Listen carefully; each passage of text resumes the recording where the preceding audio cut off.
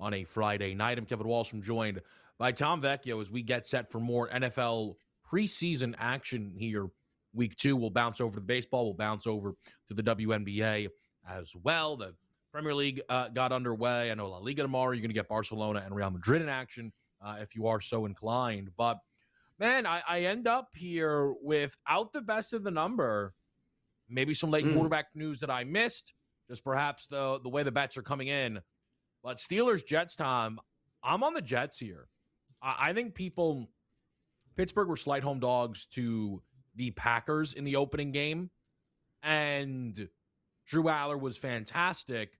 The Jets in their opening game were almost touchdown favorites to Tampa Bay. They didn't look great. They lose outright. I feel like we've just swung things a little violently here. So I thought the Jets, who were initially favorites in this game, were a nice little play. Bettors or odds makers have kind of disagreed throughout the day.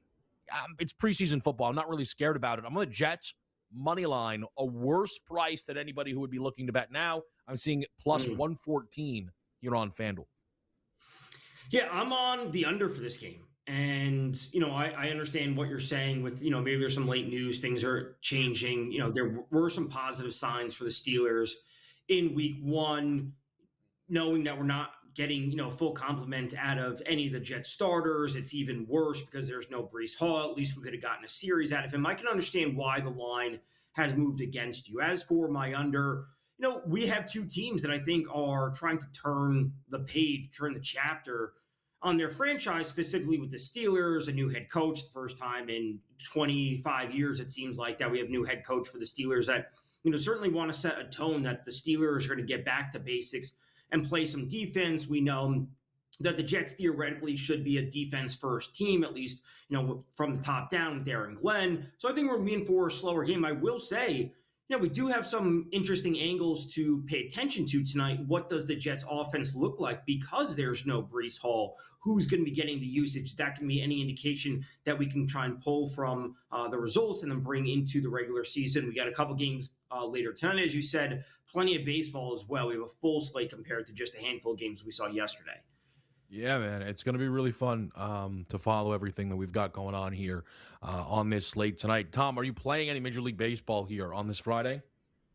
I am. I have just a couple. Pete Alonso, 2+ HRR. Great price with the FanDuel boost. You can get that to, I think it was -108 with the boost. Freddie Peralta's on the mound for the Rays, and we're just never going to be looking to trust Freddie Peralta in any capacity. Pete Alonso has been absolutely on fire over the last 50 plate appearances. He actually has the second highest increase in his xWOBA across all Major League Baseball. He's absolutely blistering the ball right now. So Pete Alonso, 2+ HRR. And then in one of the late games, Nick Lodolo for the Cincinnati Reds, over 8.5 hits, earned runs, walks allowed. Those combined, that's a newer market that DK's been offering. It's a really interesting market. So over 8.5, he's not good. And over the past 30 days, the Diamondbacks have been great versus lefties. Even with no Ketel Marte, for who knows what reason, the lineup is still good enough in that park. I am involved in that game. It's a totals night for me on the baseball board. It's going to start at 7:40 with the White Sox and the Mets. Sean versus Sean, Burke versus Mania. Give me the under 8 in this game. Mania's been sneaky okay here for the New York Mets. I know his most recent outing wasn't his best yet. That's a bounce back spot. Similar story for Sean Burke, who's been one of the real bright spots for this White Sox team, who probably aren't being talked about anywhere near enough when you think about their preseason expectations. And look, you could chalk it up to, it's the Central all you want. They have a better record than the Houston Astros. They're a full 5 games above 500. It's a Central that had a Detroit Tigers team that I know I was very high on. A lot of people are high on Kansas City. Cleveland are usually consistent. Even Minnesota, who actually sits second now, are a team who can, they give you a competent season far more often than not. So give the White Sox credit here. We're going to play under the 8 in that one. And I don't mind this idea of let's just put some things on the board, even though Tom and I won't be here for these games tonight. But I'm on the Diamondbacks Reds over. I really wanted a flat 8. I couldn't get it. I got 8.5 at even money. That's fine. But I think you kind of just take some of what Tom said. And I'm expecting some runs here in this game And then the opposite expectation late night. Both Mariners, Cubs, and Dodgers, Pirates, I'm playing under 8. Boyd's in a bounce back spot against Hancock in Seattle. And then we finally got an 8. And it felt like for a while, my Dodger unders were not going to be an option. Books were really moving these to 7.5, I felt, or adjusting these quite a bit. I think maybe the books are thinking, oh, Bubba Chandler's going to get hit. I think Bubba Chandler will be good tonight. I think the Dodgers, they figured out their offense. No, they just went to course. I'm not sure they figured out their offense. I like under 8 late night, Dodgers, Pirates. So I'm excited here, Tom, to follow the baseball board, but super excited, man, for little Geno Smith taking the field here for the New York Jets. Yeah, we're getting things underway with this football game, and we know what the Steelers are going to bring us. They have been pretty clear about their usage for their starters. We know that it's not going to be Rodgers or Mason Rudolph. It's going to be Will Howard tonight, along with Drew Lar after him. We're not going to see DK Metcalf dressed. Michael Pittman is not dressed. They have a slew of cornerbacks that are also not dressed. Some offensive linemen that are not even dressed. Not that they're just not playing. They're not even dressed to begin with. So what we get from them, I think is going to be interesting. Because a lot of people are looking at, what happens if things don't go well with Rodgers? Are we going to get any type of change? Which I don't think. I've, just seeing all these hot takes over the summer about, the offense, if it doesn't look good, they're changing offense coordinator, they trade for Michael Pittman. What are we getting from the Steelers offense? And I think this is a good test for them. We see the first carry go to Braylon Allen. Tell me, Tom, how much you are the Breece Hall stuff, that initial tweet that I think hit most people's, phones or timelines. I think everybody thought knee, right? It was like non-contact Breece Hall injury, lower leg. It's like, what? It ended up being a groin. We're expecting him to miss a couple of weeks. They haven't even necessarily ruled him out for the opening game of the season. Where are you at? Give me an idea where you were at on Breece Hall coming into the year and where you're at in this moment. Coming into the year, prior to the injury over the summer, I was interested in Breece Hall because, they paid him. And when we're looking at the Jets offense, he really should be a bell cow back. Like, he should be the high usage guy because, frankly, was it behind Braylon Allen? What, Isaiah Davis, right? That they have behind him. And there's not much competition that should be truly challenging from a raw talent and skill perspective to get the ball away from Breece Hall in those circumstances. When you look to Geno Smith, you're like, okay, we know he wasn't great last year. Can he at least be competent in the offense? Can he get the ball to Garrett Wilson? Can he get the ball to A.D. Mitchell? And then can we work in, the 2 rookies that they drafted? And then that leaves a lot for Breece Hall just because they need some amount of consistency. So I was very interested in Breece Hall, especially when it comes to, drafting him in a best ball type scenario. And now this does scale some of that back because systemically, there's always going to be risk with the Jets that the bottom for them is very, very low. And even though Breece Hall is great individually and he sees the ball a ton, there's just not a lot of touchdown upside. Yeah, I think the weird thing with Breece Hall is sometimes I feel like we think about him as the guy who he was on his way to being his rookie year, which was the offensive rookie of the year, one of the most explosive players in the National Football League. Now, Breece has been good. He's 4.2 yards per carry at minimum every year since. He was 5.8 in those 80 carries his rookie season. The touchdown stuff is absolutely a valid point. We'll talk more about his backup, Braylon Allen, after a quick break right here on SportsGrid.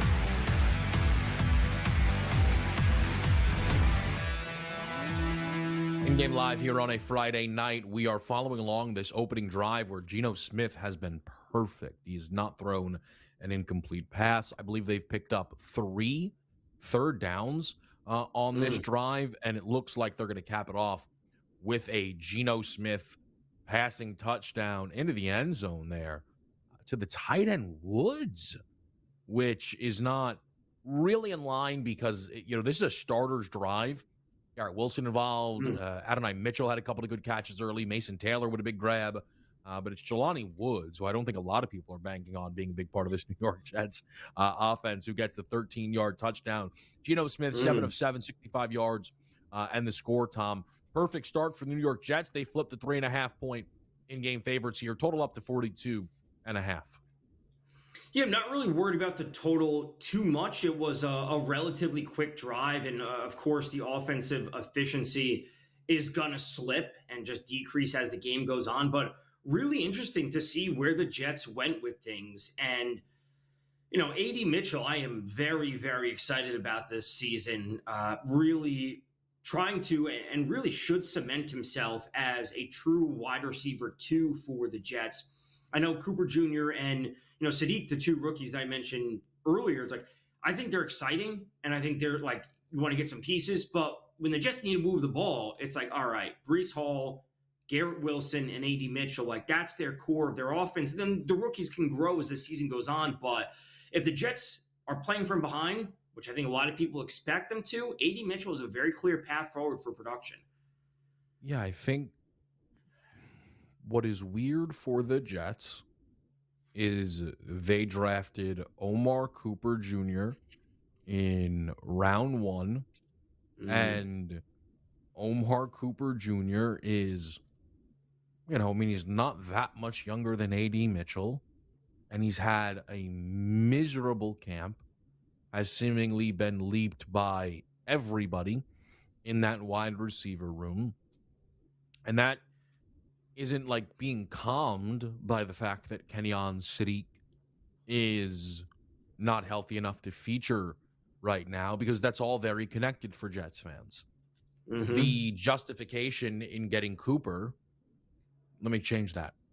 The justification in drafting Sadiq over Lemon, which is what most Jets fans wanted, is, hey, we still got Omar Cooper, a guy we were really, really high on. And you have to now trust your front office to be correct about those things. And, that's going to be up to Jets fans, Tom. And look, it's not like Mekhi Lemon is super healthy out there running routes right now, but Omar Cooper getting jumped, Sadiq not being out there, I think a Jets fan base that's probably looking at their rookies as much as any position or as much as any team in football, I'm sure that they wish things were going a little bit differently right now.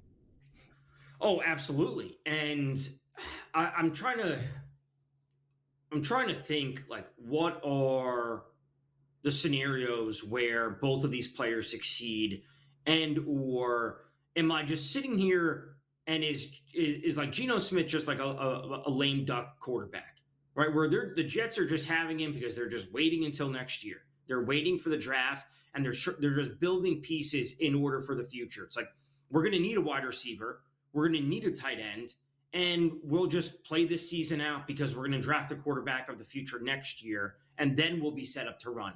And we don't have to worry about getting the wide receivers and the tight ends, because we can draft a quarterback and then solidify the offensive line to protect him next offseason, whether it's free agency or the draft, and then we're ready to go.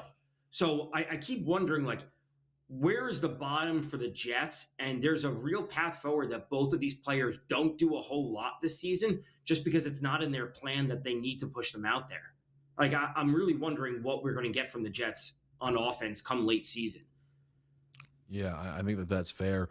So Will Howard gets out here, and again, this is why I really didn't understand or care about the number moving against me here in a preseason game. Like, they said they were resting Rodgers, they said they were resting Rudolph. They want Will Howard and Drew Aller to battle this out for the QB3 spot on this roster. And these guys could have success, but in the same way, starting pitchers will dictate a lot of a Major League Baseball money line. Quarterback play is going to dictate a lot of a preseason line price. And mean, the Jets undeniably had the upper hand coming into this game. I mean, it's not even a question with Geno Smith getting, even if it's just that drive. So, yeah, I was a little mystified by that, Tom. It makes me feel good about my position here on, the New York Jets. We were talking a little bit, too, just kind of about, Breece Hall. And I think one of the interesting things is Braylon Allen was someone who, I remember thinking was going to be a super duper duper star at Wisconsin. Wisconsin in his last year there, 2023, just didn't have the season that they were supposed to, so it kind of pulled things back for him a little bit. He did not get to 1,000 yards. He got to 1,200 plus in each of his first 2 years. And I thought Braylon Allen last season was going to, feature into what this team wanted to do. Gets hurt early. And now he wasn't really super featured anyway, but things, can come along as the season goes on. It'd be very interesting what it looks like if week 1 Breece Hall misses and Braylon Allen can hit the ground running a little bit. I mean, they play a Tennessee Titans team who defensively people are optimistic on, relatively speaking. Obviously, Simmons in the middle, Robert Saleh taking over the defense. But if I told you Braylon Allen against the Tennessee Titans had 80 yards and a touchdown, I don't think that would surprise anybody, Tom. Okay. And this is under the assumption that Breece Hall is not healthy or not good to go. Right. Yes. Yeah, I can buy into that because, this is a spot where, again, I think the Jets just want to get back to basics. They're like, hey, we're going to start the season on the right foot. Like we talked about yesterday, like a team having a plan. Like this is the plan. It's like, we're going to at least do things rationally to start the season. If it doesn't end up that way and we can't maintain it or just doesn't work, that's one thing. But at least let's start the season with being committed to the run game, trying to get the defense on the right foot. And I will say, I've said this all off season, the Jets went the entire year last year without a pick. They're going to have a pick week 1 against Cam Ward. I've been saying this for a month at this point because the stories write themselves. Oh, the Jets play all games last year with no pick. And of course they got one in week 1. That's just going to happen. Quick break, guys. We'll update you. Jets drive 2 after the break.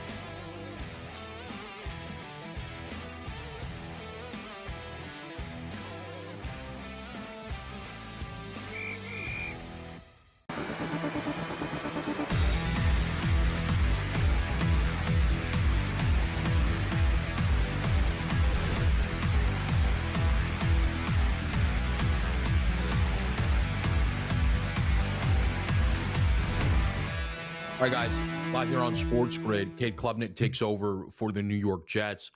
This is one of the more interesting stories that I was not expecting.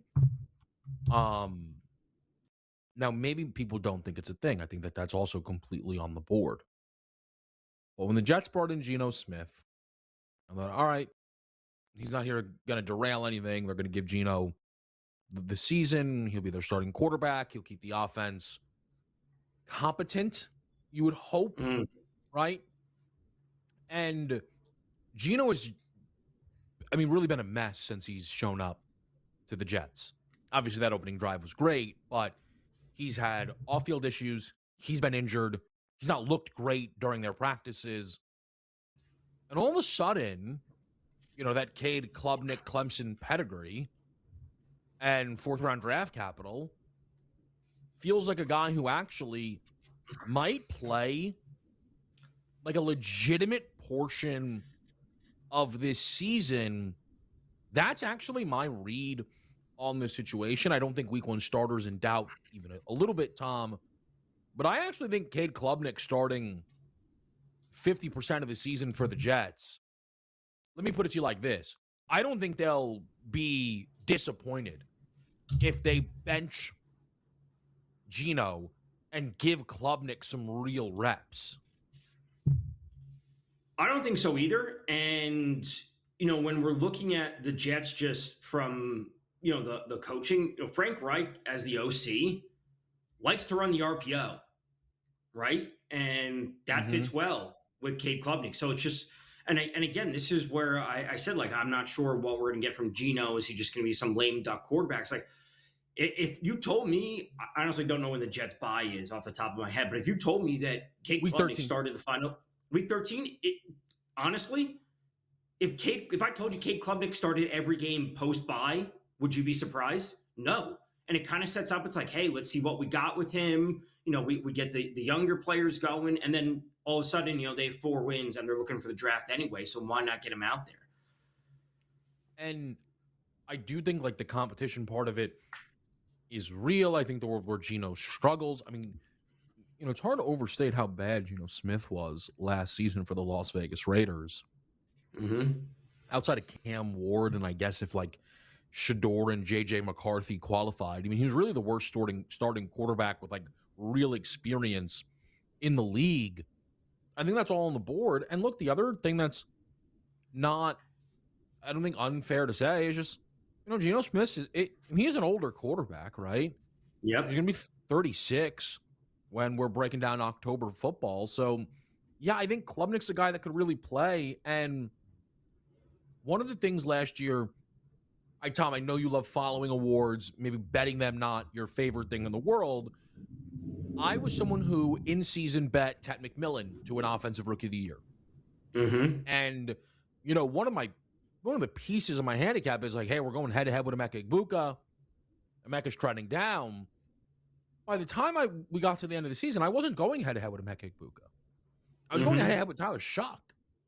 And I'm not sitting here telling anybody to bet Cade Klubnik to win Offensive Rookie of the Year. What I am saying is if one of these rookie quarterbacks gets 10 starts, they should be no longer than 12-1 to win Offensive Rookie. Like, we don't know that, you know what I mean? But it's not like you're pretty much automatically 10-1 or shorter at a quarterback if you're going to get 10 starts in a rookie season. Right. And the same thing could be said about Carson Beck, right? It's like essentially the same thing, right? It's like, do we really, like, is there some dramatic difference between Jacoby Brissett and Geno Smith? Like, no. Like, the Cardinals, a lot of people think that they could, there's a legitimate chance the Cardinals go 0-17 this year. They have an insanely tough schedule. They have a horrible coaching staff. Nathaniel Hackett is terrible. We're injuring our first round rookie pick in the first game, second game of the preseason, whatever you want to call it, Hall of Fame game. There's a quarterback there who didn't want to be there. You have a holdout scenario with Jacoby Brissett, and then what do we get from him? There's a chance that Carson Beck starts 10 plus games, and he's 25-1 right now. What was that number? Carson Beck on FanDuel At is 25 to 1 right? to win Offensive Rookie of the Year. I guess, though, my point, Tom, as we come up against this break, should Klubnik then be 80? If Beck is 25? Probably not.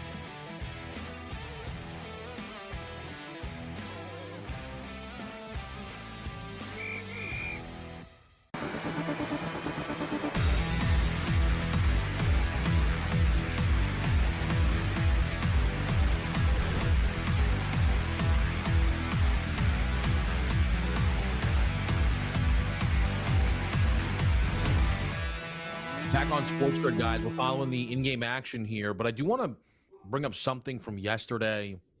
Big talking point in the fantasy streets. Certainly, your week one prop players, it'll matter as well. And it's a guy I know Tom's high on, Deshaun Stribling. Mm. No one has ever had 4 catches for 46 yards and made a louder statement than Deshaun Stribling, Tom. There's a lot of buzz around this kid right now. The Ole Miss wide receiver who was the first pick in round 2 of the NFL draft. What do you make of the buzz we are hearing around Stribling for San Francisco? I couldn't be more excited. I legitimately couldn't be more excited. Doing some writing over the summer about some best ball. I wrote about him back in June, the middle of June, when his ADP was over 200. I was grabbing him in best ball drafts, and I thought there's a clear path to production for him, whether it be Mike Evans, who can't stay healthy. And then it was like, oh, well, Ricky Pearsall is good. And this is well before Ricky Pearsall got hurt, saying, oh, I'm not sure if he can stay healthy. We know he's done for the year. They bring in Debo. After that, their wide receiver room, we're dealing with what? Christian Kirk. Are we really worried about him? They're obviously going to part ways with Brandon Ayuk. George Kittle is still working his way back from injury, which granted, we got some positive reports just over the past few days. McCaffrey's dealing with injury. And then you look systemically, the 49ers, they have been in the top 14 of the league in total points scored in each of the last 5 seasons. We know that the offense under Shanahan can move. Last season, Brock Purdy finished third with 0.23 EPA per play among quarterbacks with at least 300 plays last year. He was first in success rate, and he was 10th in passing EPA. So we're dealing with a system that can score points And we're Mm. dealing with a very clear spot for him in the offense on a team that's going to be in the top 10 in scoring, top 12 in scoring. I could not be more excited about him. And I hope to get in as many drafts as possible. So I'll play the devil's advocate then, if I can. In that, now dynasty leagues is different, right? Obviously. Sure. But the Deshaun Stribling bet is really not all that different than the Kalen Black bet, except for, Sure. much different prices. The Stribling, again, with the healthy 49ers, has no argument that he will be one of the top 3 target earners on this team. And I'm not, we're not talking about Brandon Ayuk and Christian Kirk. Nobody cares about those guys. Mike Evans is wide receiver 1. Christian McCaffrey will probably still lead the team in targets. And George Kittle is still George Kittle. Now, we're all well aware that every one of those guys I just mentioned could miss a lot of time. McCaffrey is hurt right now. George Kittle is hurt right now.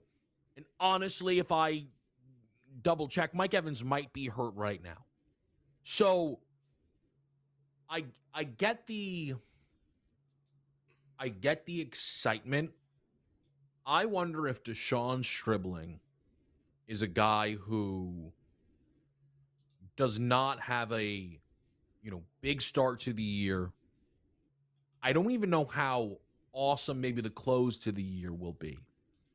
But I almost can guarantee, I don't guarantee, it feels like there's nothing stopping him next year, Tom, from being one of the first 24 wide receivers drafted. In fact, I totally agree with everybody on the long-term outlook.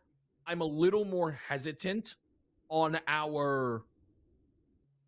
on what this is going to be this season. Is that fair?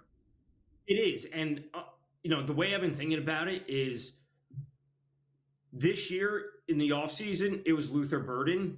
Next year, it'll be Deshaun Stribling. And that's the way I think it's going to be, where you're going to be like, okay, he didn't have 1,000 yards, he didn't have 15 touchdowns. But when we dig in and we look at his yards per target and yards per route run and all like these underlying metrics, and be like, okay, that was really good. Okay, Mike Evans stayed healthy. Mike Evans played 15 games. This is what we could be saying next month. Mike Evans played 15 games. McCaffrey played 14 or 15. George Kittle came back. He was actually pretty effective. So they were like, oh, Stribling was good, but he didn't have these gaudy numbers. But next year, that, leading into that's what we'll be looking at. So next year's Luther Burden is going to be Deshaun Stribling. That's how I'm painting it. I love the comparison. I think it makes it really, really lands for me, because Burden, especially pre him getting recently injured, was getting this, just monster buzz. And Burden had a really nice close to the regular season. He had that huge game against San Francisco. So, yeah, I think, again, if you're in those best ball streets like Tom and I, the world where Deshaun Stribling is the guy making the difference in like the playoff portion of the dance, I could see. I don't think Deshaun Stribling week 1, I actually don't know. As somebody who has like a little bit of George Kittle, I'm not sure I really want Kittle getting on the plane to Australia. But let's just say everybody shows up. Like, the Stribling prop's in the 30s, and he's longer than 2-1 to score a touchdown. That's my guess. Sign me up. I'm going to be there. What is that, Thursday? It's Thursday here. It's Friday there, or whatever the scenario is. Like, yes, sign me up for that. It's going to be that simple, because we're not going to get, like, if he really is him and he's going to be the number 2, because I'm not worried about Debo. Like, are you? But we agree that it's going to be Mike Evans. It's going to be CMC. Kittle will come along. Like, Kittle's going to be like a slow, gradual thing. And I do think with Kittle, I think when he's out there, it'll be passing situations. I'm not sure if they're going to have him out there in a lot of blocking situations. And the same thing with Tucker Kraft. Like, when he's out there, it's going to be passing. He's not going to use him in heavy blocking scenarios. So therefore, Debo is going to be running bubble screens and jet sweeps. Like, a true route running receiver is going to be Stribling.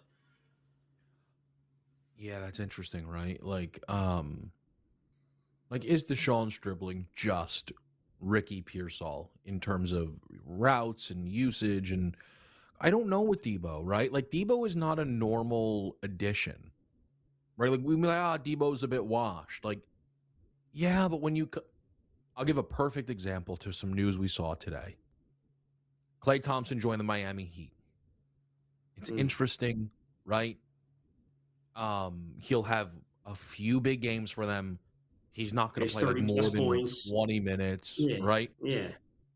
But if Klay went back to Golden State, it'd feel different. And I'm not talking about winning. I'm just talking about like, he's probably going to start, right? Like there's probably going to be a few bigger games, more opportunities, because like it's all of a sudden it's Steph and it's Kerr and it's Draymond and it's Klay. Like these are all the guys that Debo Samuel, like, you know what I mean? Like these are his guys. So man, I saw, and I'm sure you did as well, like that Debo Samuel's going to play running back. Reports which I didn't think were like just a joke. I'll be honest with you, Tom. I didn't think they were exclusively a joke. I don't either, and that's really because they've just been dealing with injuries with Garendo, Jordan James, and Kalen Black, like you said, and now McCaffrey. So, like, there's actually just functionally they need someone out, and he knows the system, he knows the offense. It's not like some big learning curve to bring him back in. So, him seeing rushing attempts should not surprise anyone. How many? It's not like he's going to see 15 a game, but him seeing 3 or 4 could work. Quick update here, guys, and we're getting underway. Carolina-Jacksonville game. I'm more interested in getting involved in game. Bryce Young gets the start for Carolina. We'll see what Jacksonville does. Late night, we have Denver and Green Bay. The Jets the Jets had a fumble on 3rd and 20 that they recovered.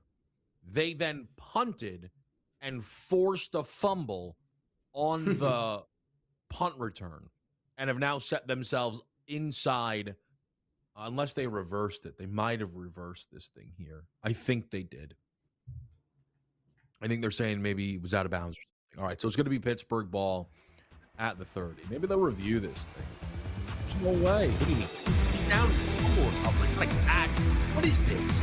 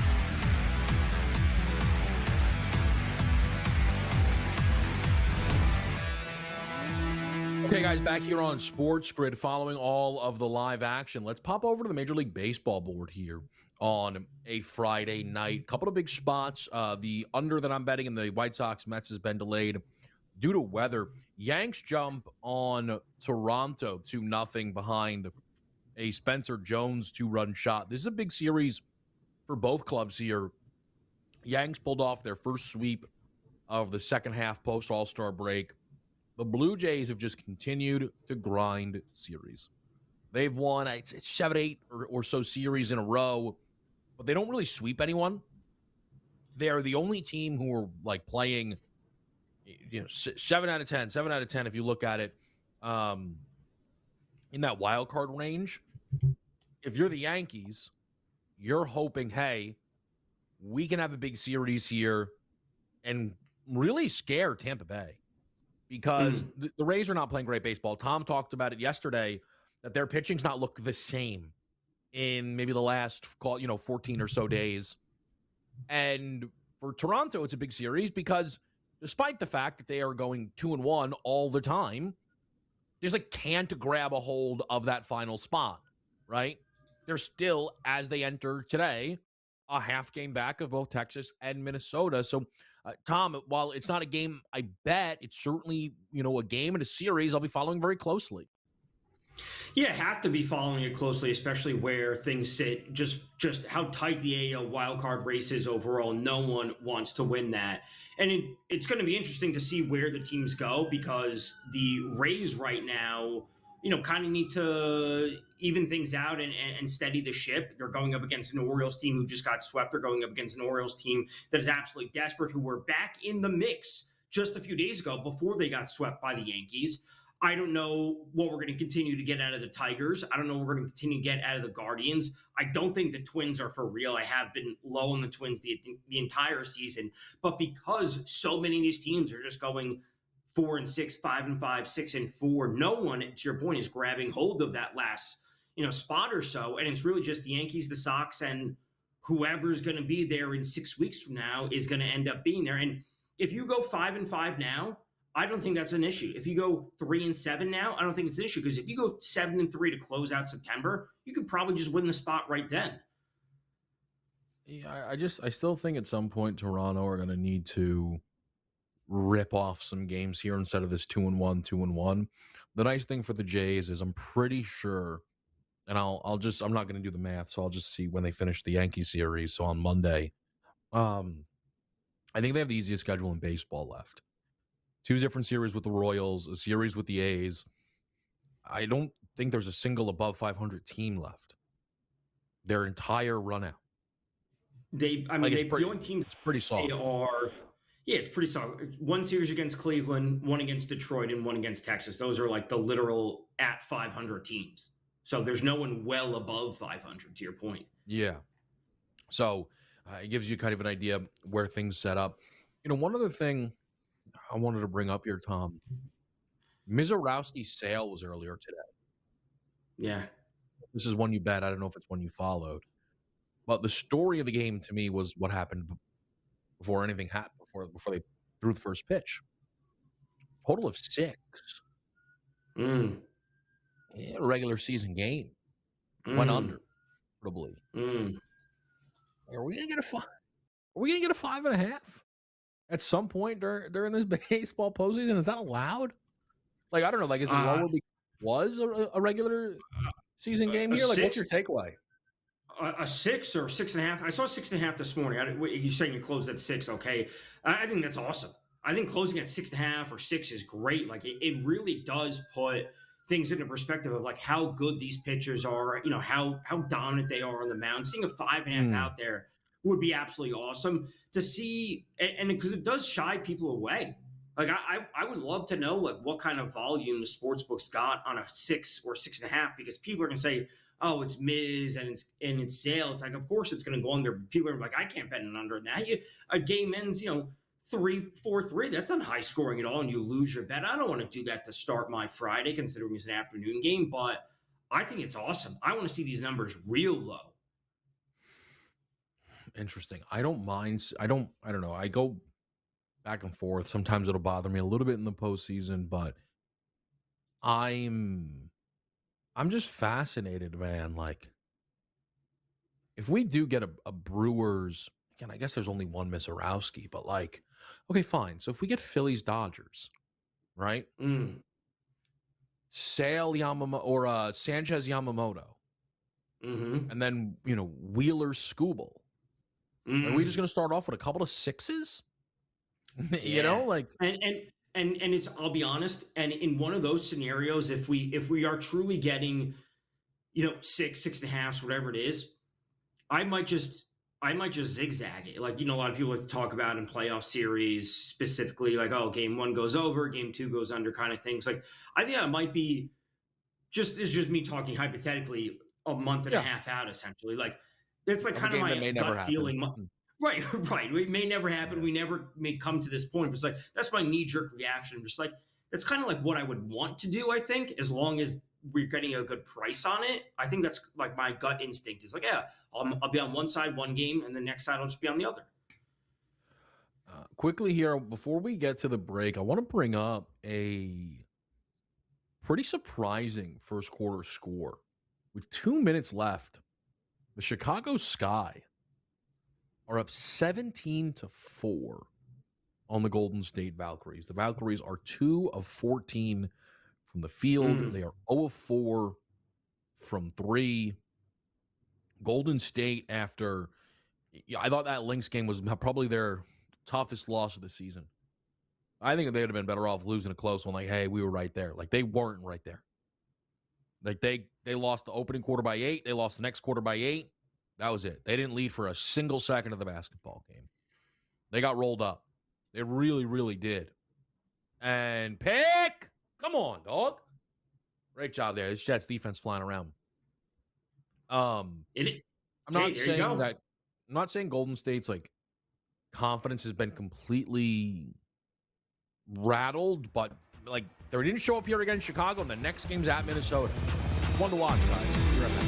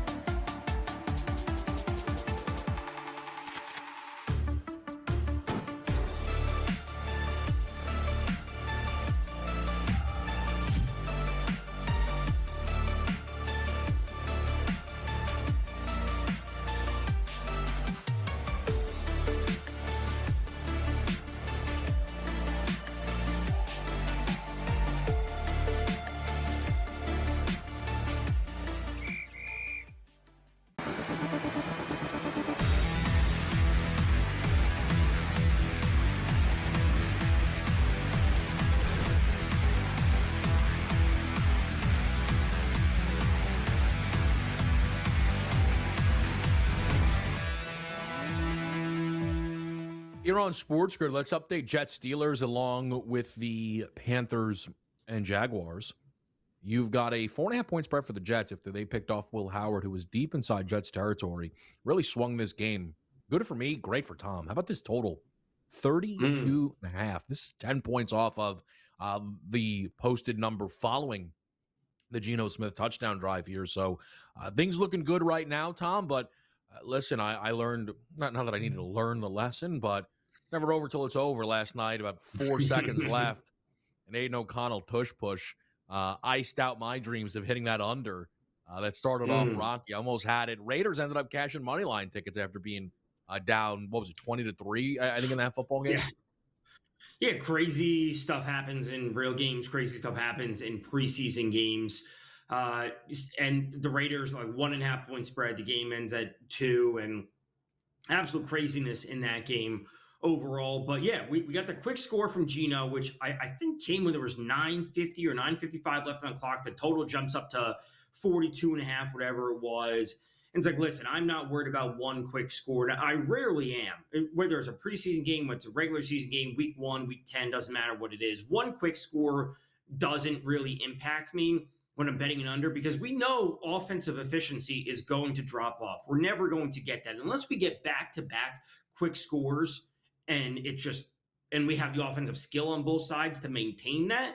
I'm not really worried, and I just don't think we're going to have it in this game. So 32.5, to your point, it is juiced pretty heavily, minus 128 to the under.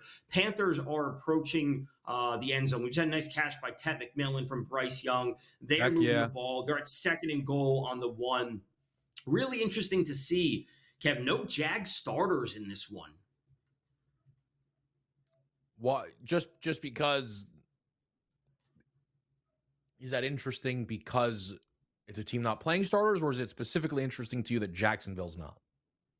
Jacksonville, I mean, Nick Mullins out there on drive 1, and we're getting Amir Abdullah carries, and just because of some of the hype that we see for, we got a penalty in the end zone, looks like pass interference, but just some of the hype that the Jags have on offense. And granted, they've been dealing with some injuries here or there. Parker Washington got a little banged up. He's a very popular name this summer when it comes to drafting teams and whatnot. He was a little banged up, so wasn't going to see him. What we're going to see from Jacoby Myers? Are we going to see a bounce back from Brian Thomas Jr.? What kind of snap count and snap differential are we going to see from Travis Hunter? Bashal Tutin's got a lot of buzz this summer, and people buying into the Jags offense under Liam Cohen in the second year.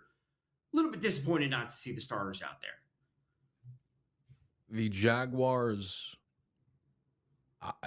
I do not envy the person who has to set the Jaguars receiving props week 1.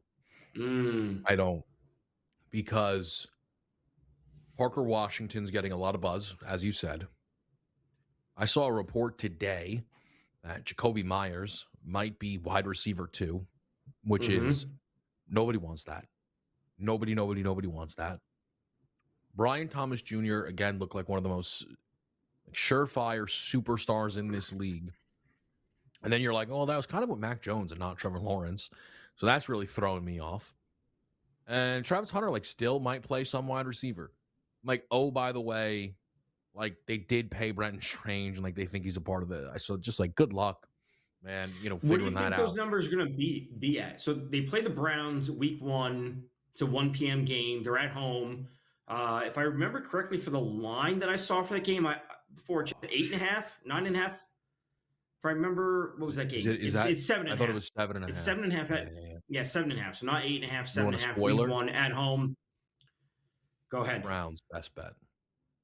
I'm okay. That's fine. But what I'm saying is, where do you think these numbers are going to fall? To your point of Parker Washington, Brian Thomas, Jacoby. Yeah. Not Tutin, but Brenton Strange, who, as you said, they gave a 3-year extension, if I remember correctly, in the offseason. And then what we get from Travis Hunter. I would say Parker Washington 50s, low 60s. So I'll give you my numbers. I just did them in my head. All right, these are the numbers that speak to me, okay? Parker Washington, 46.5. Brian Thomas Jr., 43.5. Jacoby Myers, 33.5. Travis Hunter, 21.5. Okay. That might be high. Oh, I don't know. Mm. I might get bet down to like 19.5. Yeah. That's If my you that's gave my me a first. Parker, Just yeah, I think that's a little light on Parker Washington. Parker over is the one that speaks to you. Okay, that's interesting. Let's talk about that Carolina touchdown. Who scored it?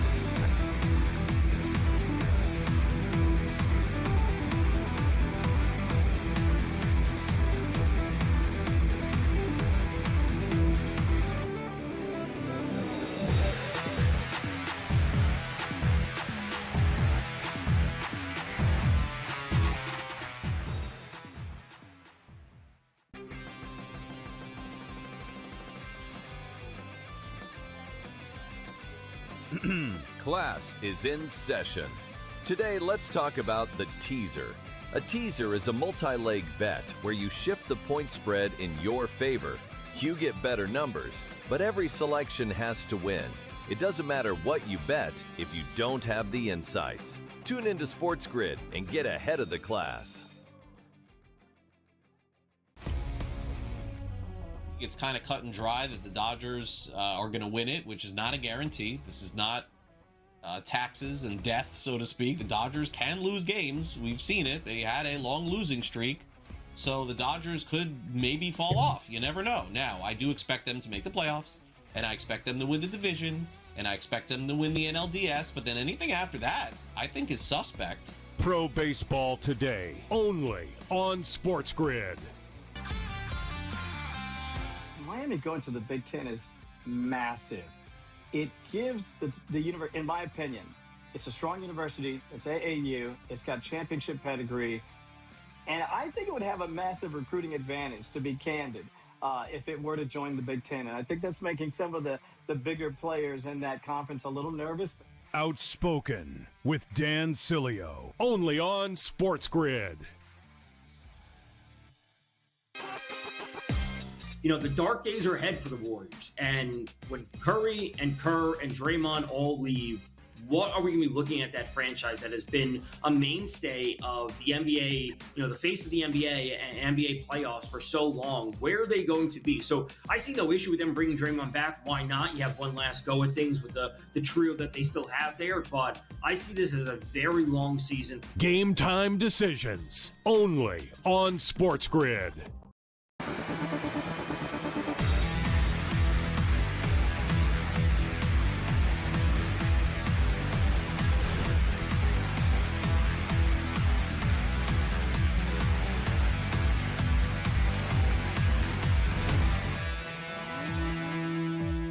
In-game live on SportsGrid. It's Kevin Walsh and it's Tom Vecchio with you all on a Friday night. Following along NFL preseason week 2 here on a Friday. We've got a touchdown for the Carolina Panthers starters who did stay out for 2 drives. They went not 3 and out because of penalty, but they didn't really do much on that opening drive. They get a nice touchdown drive, a big Ted McMillan reception that Tom pointed out. Ted actually left this game with a couple grabs for 25 yards. That Jonathan Brooks touchdown, Tom, is going to excite people. 5 carries, 18 yards, and a score.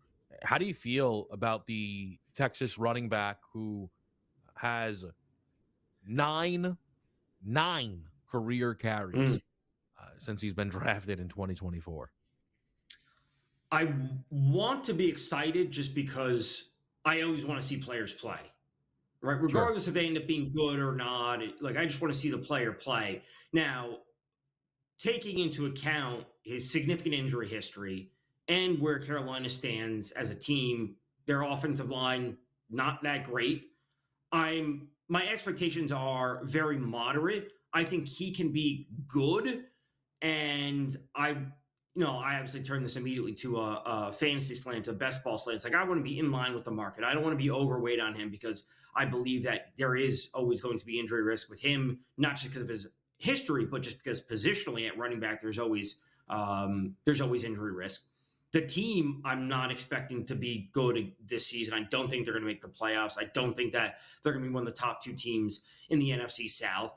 And there's also some just risk that he may not see a high volume if Chuba Hubbard were to stay healthy. So I'm excited to see him actually play for once, but I'm not sure how high the ceiling is on him. Yeah, I think Brooks is a guy who could certainly take over a backfield that, Chuba last year lost his job to Rico Dowdle, right? I think that that's fair to say. I mean, Rico Dowdle ended up having 1,000 yards last season. Well, I Got guess I don't know. paid. Chuba lost the job because he got hurt. Is kind of really what happened. Like, he wasn't awesome, but he started the first. He had 16 plus carries in 2 of the first 3 games. I think Hubbard was going to be the starting running back. I think he got hurt, and I think it leaves the door open for Jonathan Brooks. And I think Jonathan Brooks gets the first carry of the Carolina Panthers season now. I think the issue is, and this is kind of who's excited about any of it? I guess maybe one of the reasons people like Jonathan Brooks is nobody's excited about Chuba Hubbard, right? So Fair. maybe Jonathan Brooks is good because we kind of know that Chuba Hubbard isn't one of the, is not going to be an elite running back in this league. Talk to me about Ted McMillan year 2. This is a guy I sometimes feel, is being slept on a little bit when we think about year 2 expectations. Finished super strong, nice postseason showing against the Rams, 5 grabs, 81 yards. Was, big for this team in their 2 games against the Bucs with 73 and a touchdown, 85 yards in the regular season finale. Do you think Ted McMillan could be in for last season 70, 1,014, and then 7 touchdowns? How do you think he improves on those numbers? I would say the TDs will be, we're talking like 9 is like a really good season for him. More in that 6, 7 range, 8 range. I think 8's still a little bit high. I think he can get to 1,000 yards again. And it really comes down to a couple things. Bryce Young needs to continue to develop, and he has been very unstable at quarterback. The offensive line is not good. And ultimately, Ted McMillan doesn't face a lot of competition from other legitimate target earners on that team. Looking at their depth chart, I know they signed Darren Waller, non-factor. Tommy Tremble, non-factor. Jalen Coker, okay, I can buy into him emerging as a clear wide receiver too. Xavier Legette, not good. Not a good wide receiver. Jimmy Horn Jr., like we're not talking about any depth behind them. So we're looking at Ted McMillan as a player who could legitimately push past the 30% target share because there's no one else that can legitimately move the chains on offense if they're passing the ball. So I think Jalen Coker is good. Now, do I think he's a true number 2 receiver? No, but Ted McMillan being force-fed the ball will cause him to have a good season, even though the Panthers are not going to be good overall. Yeah, I think one of the exciting things is I think it's pretty obvious, right? That Bryce just had the best season of his career. I think one of the things that's like tough to, I know we don't give guys a lot of time, but Bryce Young, due to the capital that was put into him by Carolina, has been given that. This is his 4th season. You can say that and make it sound like, oh, this is a long time. On the other hand, it's like he's played 3 years. He's got 46 games under his belt. I'm not saying that Bryce Young is going to one day be a league MVP candidate. But could Bryce Young put together a seat? Can Bryce Young improve his completion percentage like he did last year by about 3 points? Can he improve that by another 2-3 points? Yes. Can Bryce Young pull those turnovers down a little bit? Probably. More importantly to what we're talking about, can we get those yards up? Can we get those touchdowns up? And I think both of those through 26 touchdowns in his first 2 seasons, he threw 23 last year. So can you get a 27 passing touchdown season out of Bryce Young? You can. I think so. So, I think one of the tough things for Carolina is just they are not healthy. It's very difficult to be in on a team who comes into the year so unhealthy, right? Like, you could argue that they have a pair of really good tackles.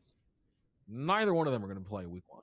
Neither one of them are going to be playing in week number 1. So that becomes the difficult angle in trying to buy this team. Let's check in on this game between the Jets and the Pittsburgh Steelers here, because Will Howard really needs to finish off this drive, Tom, I'm not sure he'll get the ball again in this game, right? So he's sitting out there right now with a pretty ugly interception and not much else to show for it. If Aller looks anything close to what he looked like last week, Howard's going to be really in danger of missing out on making this team. I think that's the case because we know what's set. Rodgers won, and more importantly for teams, knowing who your number 2 is really important for them. Like we could all sit here and say, like, listen, Mason Rudolph's not good, but he started games. He has enough NFL experience that teams want him as a stable backup, which is what we talked about last night with the Texans, right? Like you want Davis Mills as your stable number 2.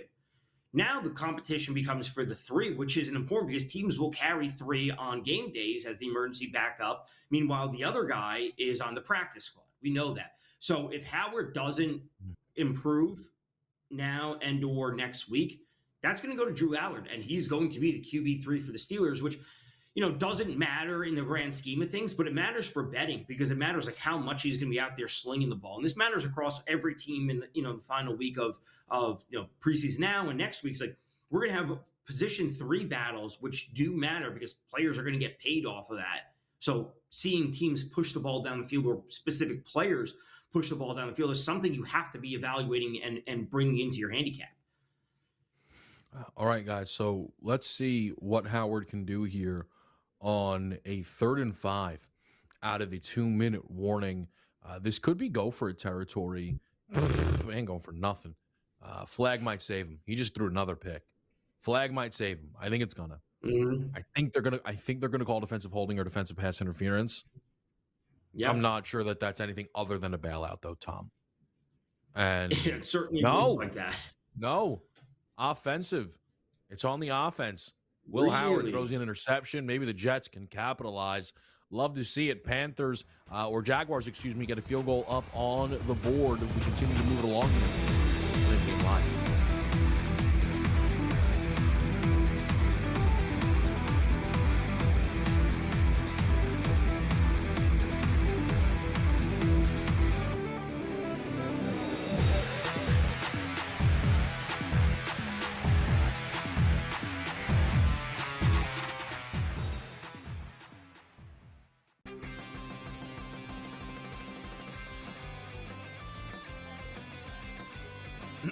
Class is in session.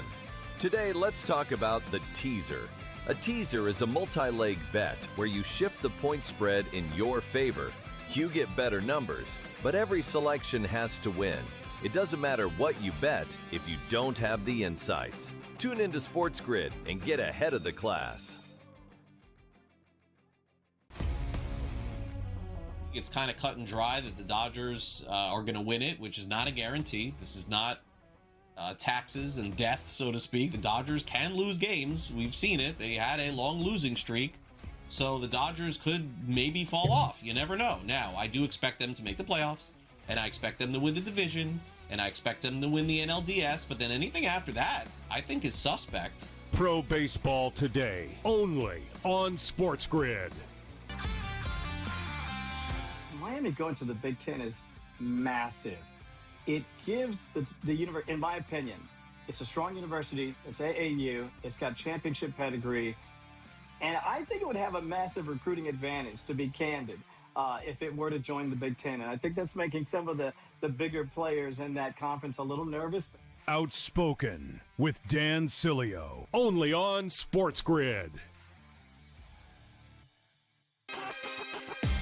The dark days are ahead for the Warriors. And when Curry and Kerr and Draymond all leave, what are we going to be looking at that franchise that has been a mainstay of the NBA, the face of the NBA and NBA playoffs for so long? Where are they going to be? So I see no issue with them bringing Draymond back. Why not? You have one last go at things with the trio that they still have there. But I see this as a very long season. Game time decisions, only on SportsGrid.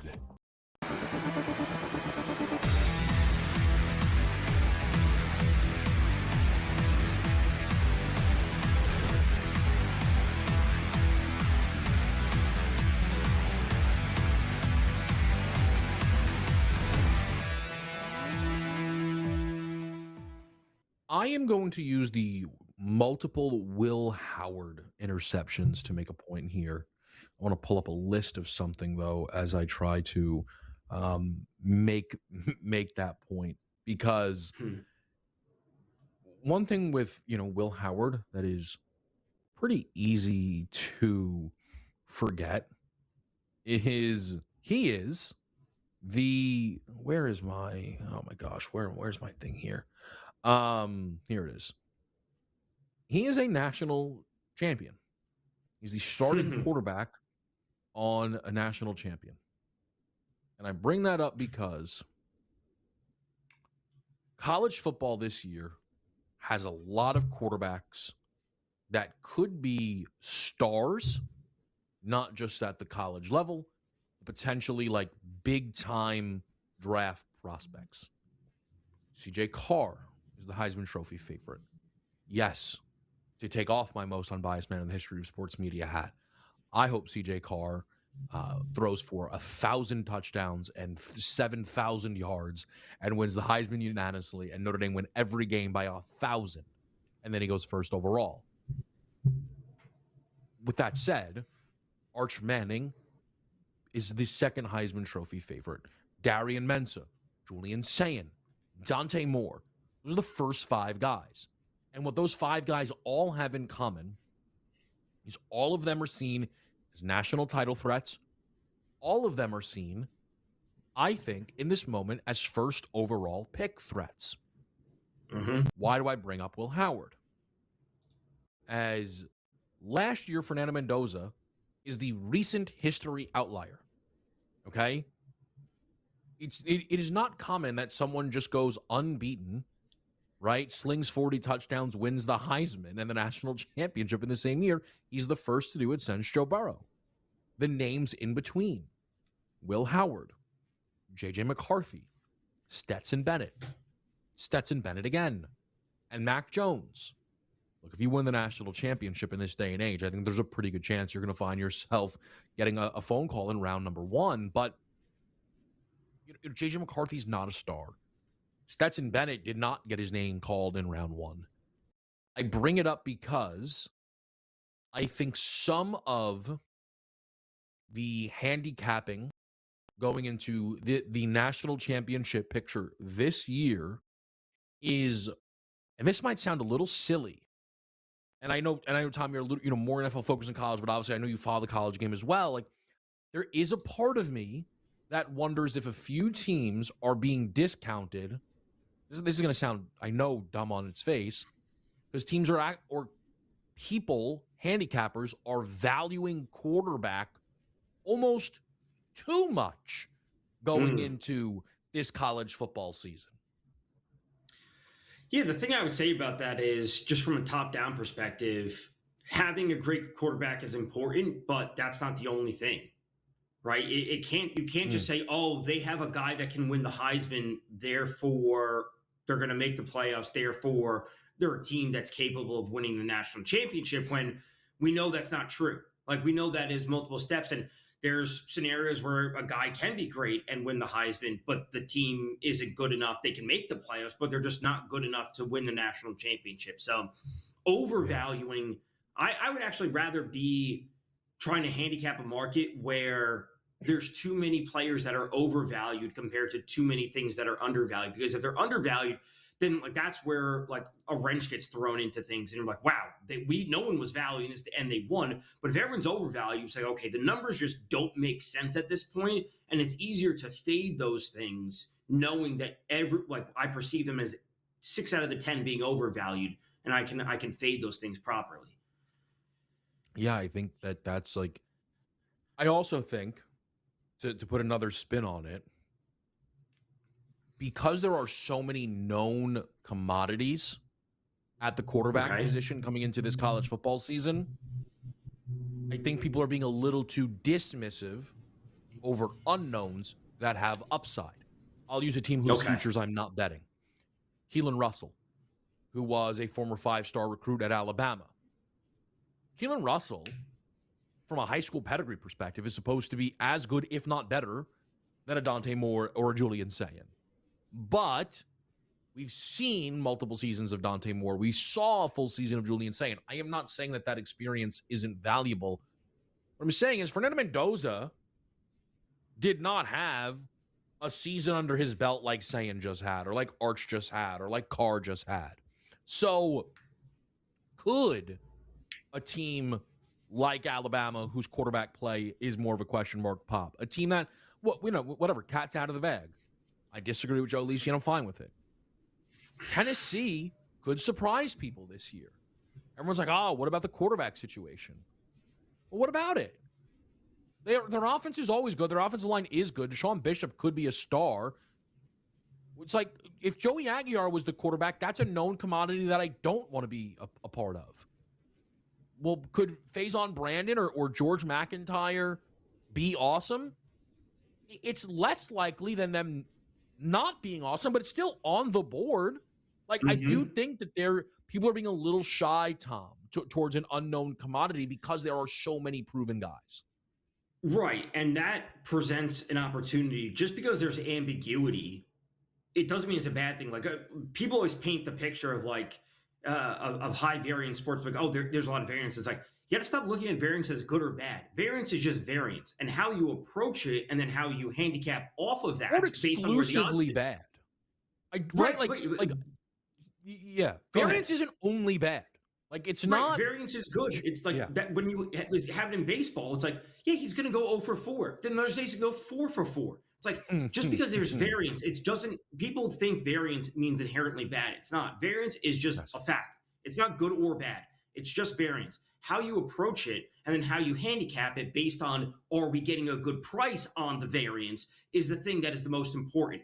So if I'm going to say, oh, there's variance with a home run prop and you're getting a plus 190 price on Ohtani, that's crazy, right? That's a crazy bet to make it plus 190 just because there's so much variance with it. Now, if you're getting plus 1,000 on some 9-hole hitter, that's a different story. Fantastic. Perfectly said. Quick break, guys. We're right back here on SportsGrid.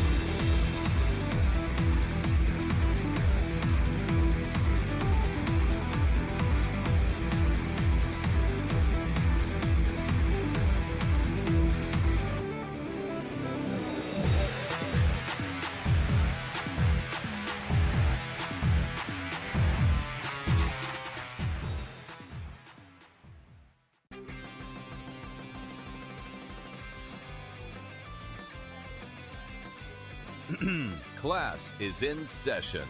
Today, let's talk about the teaser. A teaser is a multi-leg bet where you shift the point spread in your favor. You get better numbers, but every selection has to win. It doesn't matter what you bet if you don't have the insights. Tune into SportsGrid and get ahead of the class. It's kind of cut and dry that the Dodgers are going to win it, which is not a guarantee. This is not taxes and death, so to speak. The Dodgers can lose games. We've seen it. They had a long losing streak. So the Dodgers could maybe fall off. You never know. Now, I do expect them to make the playoffs, and I expect them to win the division, and I expect them to win the NLDS, but then anything after that, I think is suspect. Pro Baseball Today, only on SportsGrid. Miami going to the Big Ten is massive. It gives the university, in my opinion, it's a strong university. It's AAU. It's got championship pedigree. And I think it would have a massive recruiting advantage, to be candid, if it were to join the Big Ten. And I think that's making some of the bigger players in that conference a little nervous. Outspoken with Dan Cilio, only on SportsGrid.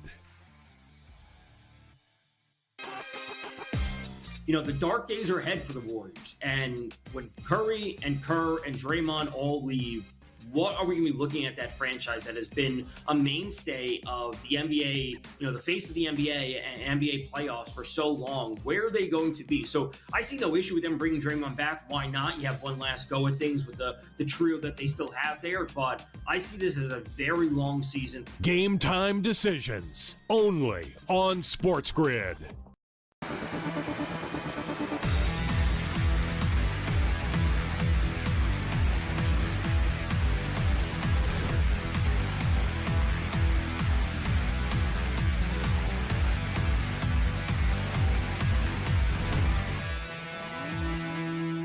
All right, it's a Friday night on SportsGrid. Kevin Walsh, Tom Vecchio, we're having some fun. Sometimes we're not only just talking about the games in front of us, but we're talking about sports betting as a whole, the concept, the theories, the practices. Tom, you're an anti-refund off injury guy. What's give me your position. I'll see if I can change your mind. You want the short answer? The short answer is it's gambling. There's a chance that you're going to lose. Injury is a part of it. Like you're making a bet. Like it's just, it's very simple. It's like you're making a bet. You're like, oh, I have this player over 49.5 receiving yards. He gets hurt on the first snap. It's like you see all these people on Sundays afternoon complaining, oh, void this, refund this, blah, blah, blah. The worst thing the sports books ever did was initially in 2018, right after PASPA was repealed, they started offering refunds or something. Like, horrible decision. You're making a bet. You're gambling. There is risk involved. Injury is a part of that. Guess what? Yeah. You're allowed to bet unders. You're allowed to bet some unders. Stop complaining about injuries and voids and refunds and handicap better. That's my response. Bet the under. Okay, so there's a lot in there. The handicap better obviously drives me nuts. Like, don't tell somebody who's like clearly on their way to winning a bet, like handicap better, the guy got hurt. Like, that's obviously crazy. Now, but you kind of actually, the reason why someone like yourself who will get mad at the customer, right? But you kind of said why, like, to me, I think that's always misguided. It's the sports book's fault. They're the ones who opened the door. Pandora's box, 1,000%. It's the worst thing they've ever done. But if I go to a pizzeria, right, and a guy in front of me orders a slice, drops it on the ground, says, hey, I'm sorry I dropped this. Could I get another slice without paying for it? And they give it to him. And then I drop my slice and ask for a free slice. They shouldn't be mad at me, right? Like, yes, I took a risk. I was going to drop the slice, but I just saw you set precedent that you're giving out free slices if it gets dropped. So when the sports books realized, hey, you know what's good free PR? If Luka gets hurt and we give everybody their money back. But what that, of course, was always going to lead to is Giannis got hurt. Where's my money? And the reason I've always felt super vindicated in stop blaming customers, it's the book's fault, is the books have now, and they've all gone about it in different ways, but they've all kind of found different ways to say, look, here's the deal. You get it back if he gets hurt at the end in the first half. Or, in FanDuel's case now, I think this will kind of be the standard for them throughout, however long, this little 3% juice increase. And you're protected for a full game on a player prop, if that's how you want to go about it. And that is something that the books, I think, rightfully had to make the decision on because, and look, I'm sure some people will still complain, right? But now they've set the parameters on it. Before it was like the wild, wild west. Like they were almost inviting people to complain, Tom. It was like, we're not going to do anything unless there's a large enough outcry. Right. I'm fine with like having the books choose what they're going to do. And it's very concrete. It's like, it's first half only, guys. It's just first half. We'll meet you halfway, like literally and figuratively. Like we will meet you halfway. If it's first half, if a player gets hurt on the first play in the first drive, I get it. It happens. It sucks. We all lose bets, but there's a chance that like he was never going to get to the prop anyway. Like he could have just been bad and you still lose it. So the books have to like have something and it has to be concrete. That's fine. If people are trying to go beyond that, that's what I take issue with. It's like, you are allowed to not bet it, bet the under, or just stop complaining. Yeah, now listen, someone that we both know, right, saw like how did someone get injured in like the early third quarter of a football game last year and was like, guys, come on. He was like asking for a refund. And in my mind, I'm like, you're being nuts, right? It's funny to me, like whatever, like that's tough for the customer service person who had to respond to him. And I guess in that instance, I agree with you. But yeah, like the bookmakers made a decision one day, like, hey, this will be a good look for us. And the end result was exactly what. And now I do think it's all pretty simple, right? And I actually think it's like a fine rule. And by the way, most of the times you're getting paid back in free bets anyway, right? So I think they've largely fixed that. You want to talk about Rondé Gatson next, people?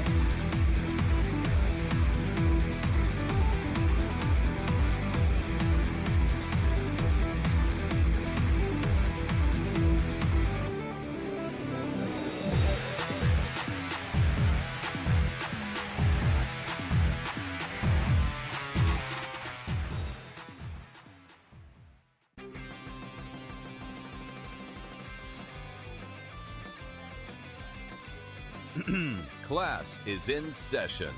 Today, let's talk about the teaser. A teaser is a multi-leg bet where you shift the point spread in your favor. You get better numbers, but every selection has to win.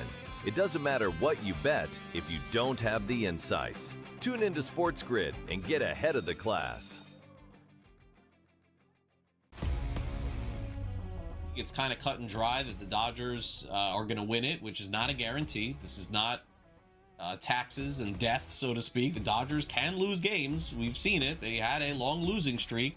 So the Dodgers could maybe fall off. You never know. Now, I do expect them to make the playoffs, and I expect them to win the division, and I expect them to win the NLDS. But then anything after that, I think is suspect. Pro Baseball Today, only on SportsGrid.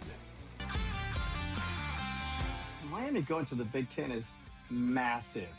It gives the university, in my opinion, it's a strong university. It's AAU. It's got championship pedigree.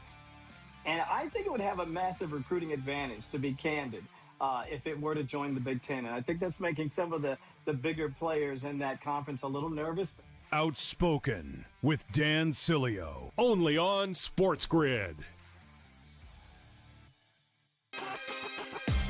You know, the dark days are ahead for the Warriors. And when Curry and Kerr and Draymond all leave, what are we going to be looking at that franchise that has been a mainstay of the NBA, you know, the face of the NBA and NBA playoffs for so long? Where are they going to be? So I see no issue with them bringing Draymond back. Why not? You have one last go at things with the trio that they still have there. But I see this as a very long season. Game time decisions, only on SportsGrid.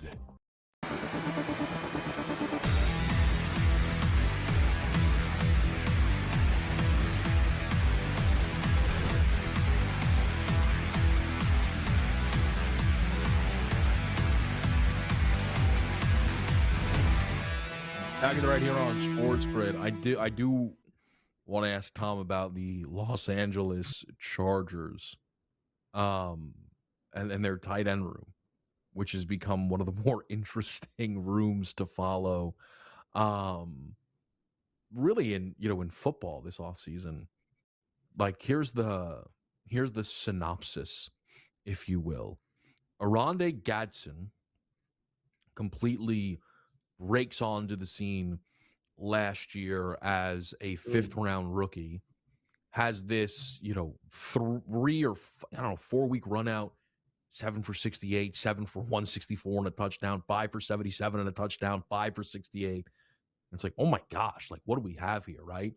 And he didn't finish super strong, but it's like, he's a rookie. Like, rookie tight ends only produce so much. Like, could this guy be great? And then they added David Njoku because David Njoku was out there for a bag of chips. And it's like, okay, fine, right? Like Njoku's not the same guy that he was early in his career. He got hurt last year, got, beat out by Harold Fannin. It's like, Njoku's not going to put any dent in Rondé Gatson. And then they also bring in Charlie Kolar, which feels like the most irrelevant signing in the history of the world. This guy through 4 seasons in his career has 30 receptions. He's not had 150 yards in a season. And it currently seems like the depth chart goes in the reverse order that which I mentioned those players. It appears that Charlie Kolar is tight end 1, and that David Njoku might lead the tight end room in receptions, and that Rondé Gatson might need multiple injuries to get onto the field. Tom, where are you at on this LA Chargers tight end room? It's all over the place, and I almost want to say it's with a bounty of riches or like, it's a good problem to have, or like one of those sayings where I think Yeah. I think the Chargers are doing this just because they want to experiment. And Mm. obviously, the offensive upside that people want to buy into for the Chargers for Herbert with McDaniels,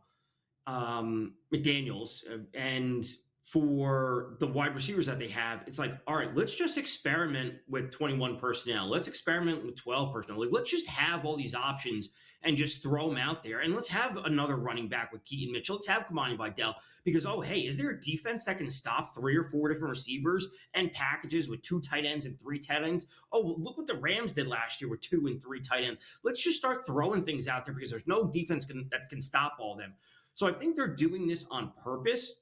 And it actually presents a huge problem for betting and for fantasy because it could actually bring us no receiver. I would like to say it's Vlad McConkey, but who have a 25% target share, but actually could bring us no receiver that has over a 25% target share. But then we're also going to have like 6 guys that are like 12, 15, 18, 20, 21. It's kind of what the Bills had last year. It's like they just had a bunch of guys out there. We don't know who the ball's going to. We were talking about the Jags props in week 1. It's like, we have 4 guys that are above 30 but below 60, and who's going to bet? It's like, I handicapped it properly. The other 3 guys went over. My guy went under. My hands are up in the air because I don't know what happened. And I wasn't wrong. The offense put up 300 yards passing. I just didn't have the right guy. Yeah, I'm really low on all of these guys because I think there's such little clarity. Like, and again, I think that's not a bad thing to have for a real football, but for betting and fantasy, it's a disaster. Yep. And yes, right? Where it could hurt them in a real football sense is this team's attempt to find an identity. I think there are some people who are confusing. Just because Mike McDaniel is a really good offensive coordinator or offensive mind, let's call him that, does not automatically mean Justin Herbert's going to have a monster season. McDaniel, to me, is probably at his best in the run game. I think Harbaugh would love to see this team run the football because of what he likes to see, their investment in Amari and Hampton, and trying to keep Justin Herbert healthy, who is a player that spends a lot of time on the field at less than 100%. So now you might think, okay, Kev, that sounds like a very bullish case for Amari and Hampton. That's then when the Mike McDaniel of it all comes in that he's someone who will look at Hampton and think, that's cool. Keaton Mitchell's sick, though. Sorry. Here's 10 carries his direction. It's like, oh, I know you guys thought Hampton was going to be the goal line back, but Kamani Vidal's speaking to me today.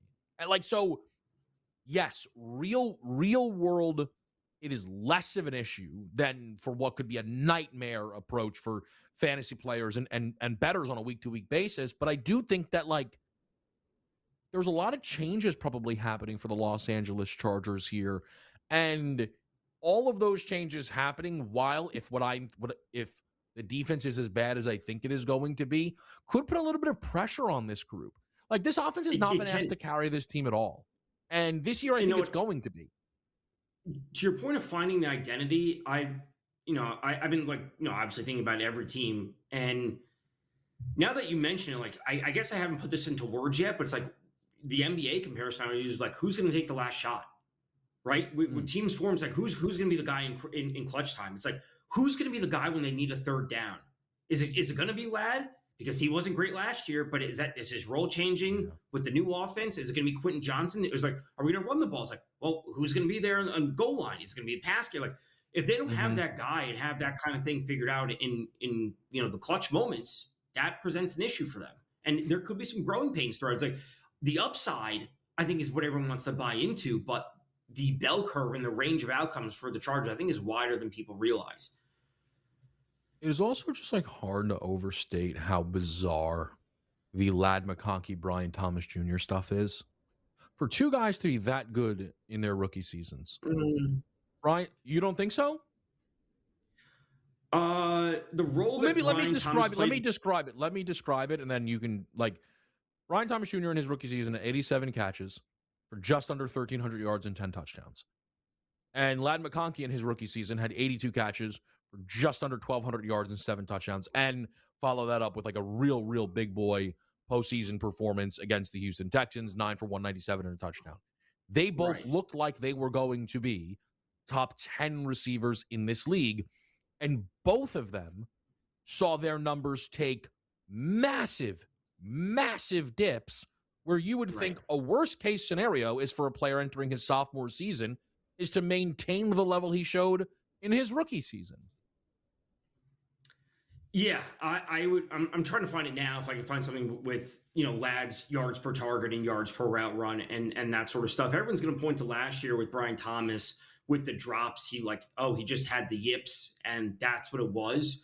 But there's, some things obviously that we hear in the offseason. Obviously, we're all listening to, whether it be podcasts or shows, but, some things about how Brian Thomas was utilized last year compared to how he was utilized in his rookie year with his route tree. Last year, some more crossing routes, which weren't as effective, which clearly were an issue. And they want to get back to what he did in his rookie year, which were more downfield targets and routes. So if we could dig into like those type of differences between vertical routes and crossing routes, that could explain some of it. And if obviously they revert back to Brian Thomas being more of a vertical receiver with Parker Washington and Brenton Strange being the underneath receivers, that may turn into a very good thing for him.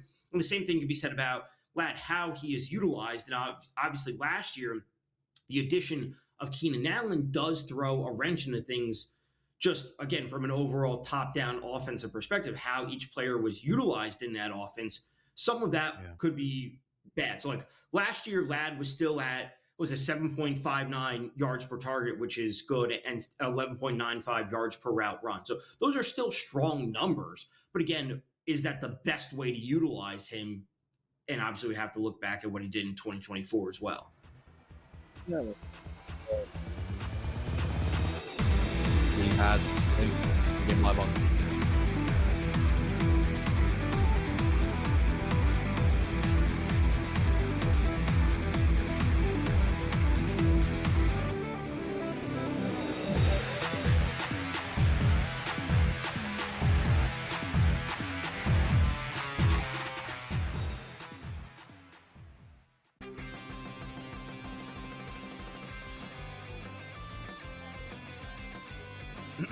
Class is in session. Today, let's talk about the teaser. A teaser is a multi-leg bet where you shift the point spread in your favor. You get better numbers, but every selection has to win. It doesn't matter what you bet if you don't have the insights. Tune into SportsGrid and get ahead of the class. It's kind of cut and dry that the Dodgers are going to win it, which is not a guarantee. This is not taxes and death, so to speak. The Dodgers can lose games. We've seen it. They had a long losing streak. So the Dodgers could maybe fall off. You never know. Now, I do expect them to make the playoffs, and I expect them to win the division, and I expect them to win the NLDS, but then anything after that, I think is suspect. Pro Baseball Today, only on SportsGrid. Miami going to the Big Ten is massive. It gives the university, in my opinion, it's a strong university. It's AAU. It's got championship pedigree. And I think it would have a massive recruiting advantage, to be candid, if it were to join the Big Ten. And I think that's making some of the bigger players in that conference a little nervous. Outspoken with Dan Cilio, only on SportsGrid. The dark days are ahead for the Warriors. And when Curry and Kerr and Draymond all leave, what are we going to be looking at that franchise that has been a mainstay of the NBA, the face of the NBA and NBA playoffs for so long? Where are they going to be? So I see no issue with them bringing Draymond back. Why not? You have one last go at things with the trio that they still have there. But I see this as a very long season. Game time decisions, only on SportsGrid.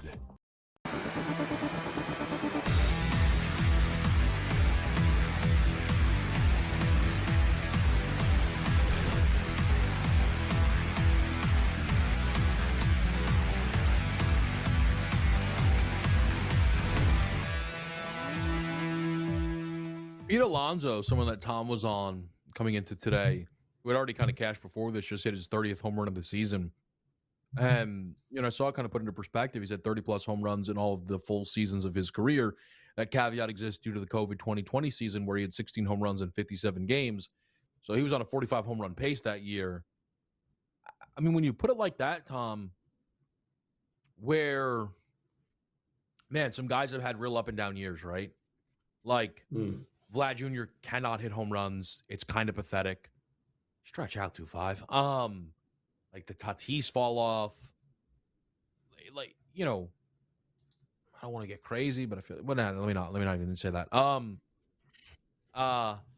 Alonso is certainly one of the best home run hitters of a generation, right? Like of this era.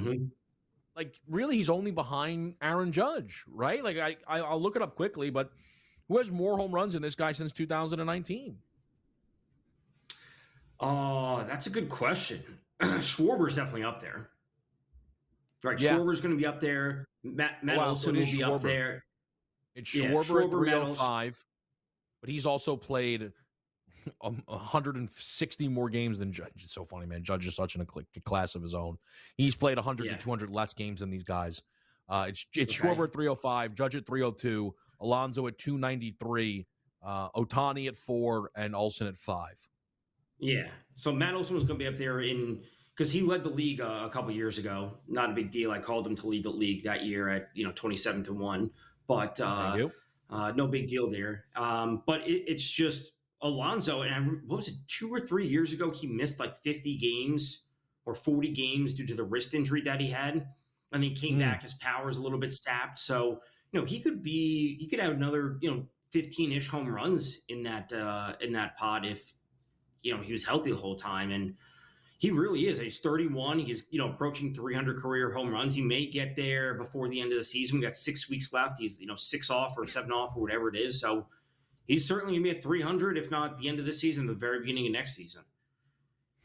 He's got the most RBIs in Major League Baseball since 2009 by like a decent bit. He's like 40 up on Matt Olson, and then he's like 70 up on Devers. Again, like some of that has to do with games played and stuff like that, but really, really impressive for Pete Alonso, man. And a guy that I think, it was tough for Mets fans. It's been a tough little run at it for Mets fans, just departures and ins and outs and stuff. But he's one of the guys that I think Mets fans still cheer for, and sometimes that bothers me. I think there are some elements of New York sports who do stuff like that, and it bothers me. Like I hate that Jets fans like celebrate it as if they won a Super Bowl with Sam Darnold. I think that's like pathetic. Like I truly find that pathetic. And as a New Yorker who's not a Jets fan, here's the thing. I'm not a Jets fan, but it's like you got to get the victories where you can get them, and the Jets don't have many, so they're grasping at straws. But like even if I concede that, it is certainly not a victory that the guy you drafted to be your franchise-changing quarterback won a Super Bowl. Like another 3 seasons later is a that's not a victory for you in any way. It's just another loss. Like it's a spin zone that I don't agree with. It's crazy. Imagine if Avery Brown was Super Bowl with the Pats this year, and Eagle fans were like, "Man, that's our guy." We had like what? What are you talking about? Yeah, it is crazy. It is crazy. Like you can be happy for him, but you can't be celebrating that as a fan of the team. Those are two different things. That's crazy. Honestly, I don't even think they should be happy for him. Honestly, I really don't. Like he was nothing but awful as a Jet. Like really, like what? Like why are they happy for him? It was terrible. Because they need something. I don't know. Like, should I be happy that Sonny Gray figured out his career after being awful as a New York Yankee? Well, I don't know. Apparently, the Jets fans think so. Jets fans would be like, "Yeah, man, you should have a Sonny Gray Red Sox jersey somewhere." Like, this is crazy. It's just not how it works. I agree with you, of course. It's insane. All right, good. But yeah, we can be rational, unbiased sports fans. Jets fans are just in despair, and they have been for decades. So they need anything. They like their GM. They like their GM now, I think. As long as Woody is still there, the Jets have zero future. That'll be fine. I see. I don't know. Did Woody pick Zach Wilson? Yeah, well, you know what I mean. Like, did he? Like, is he the one who drafted Darnold? All I know is that Woody Johnson bought into some F1 racing team, and I can't wait to find a way to fade that racing team from here on out because I know they're not going to be good. No way, dude. That racing team's probably gonna mop things up. Honestly, I might be in on that. Find the team name for me. I think it's Aston Martin, and Schefter tweeted it, and he used the word collide in the tweet. I was like, I'm not sure that's the word you want to use when talking about a racing thing. Not great. Good take by you. Good take by you. Drew Aller has his best throw of the game here. It's going to set Pittsburgh up in threatening territory. Really nice scramble drill from the youngster out of Penn State. Lake McCree, the tight end, hauls that in for 38 yards. As you know, it's funny, man. The Jets have been leading this game like for the maximum, basically. Opening drive touchdown, and it's not even close how much better you feel as an underbetter versus me as somebody who has the Jets money line in pocket. Mm-hmm. Yeah, it's completely different. And even though things have been going great for you the entire time, like they've been up wire to wire, and essentially it's still just a one-score game, right? It's still just a one-score game. And it's also uninspiring that they haven't done anything to prove to you that they're going to increase this lead beyond a one-score game. And that's why it can be very unsettling. But things are still obviously trending well. Cade Klubnik has looked at least somewhat competent. They're moving the ball. As for the other game, Panthers got another rushing touchdown with former Eagle A.J. Dillon. So I know you're thrilled about that. Hell yeah, A.J. Dillon. Right, exactly. What touchdown. A huge win for the Birds. Like, not people like huge win. They knew he was going to be great. It's great scouting by them as always. But, so happy for A.J. Dillon.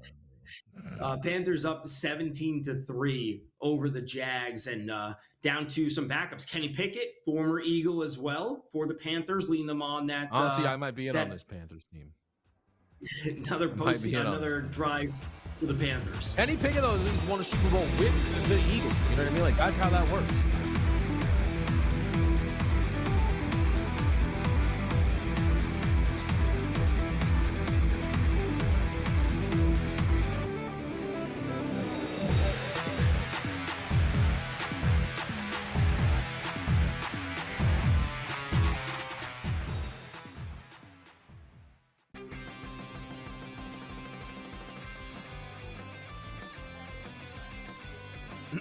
Class is in session.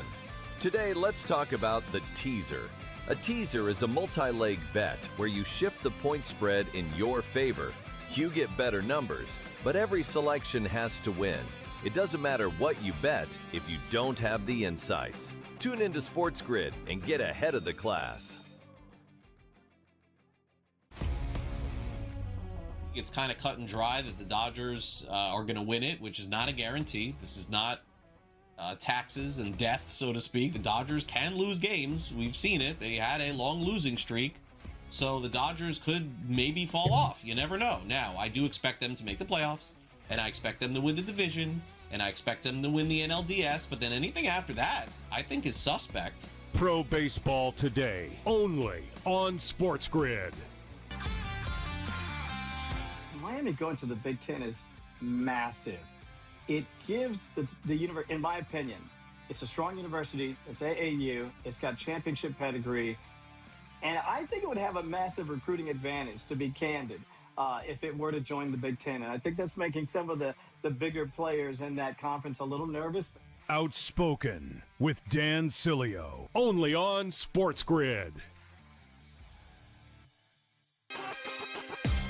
The dark days are ahead for the Warriors. And when Curry and Kerr and Draymond all leave, what are we going to be looking at that franchise that has been a mainstay of the NBA, the face of the NBA and NBA playoffs for so long? Where are they going to be? So I see no issue with them bringing Draymond back. Why not? You have one last go at things with the trio that they still have there. But I see this as a very long season. Game time decisions, only on SportsGrid.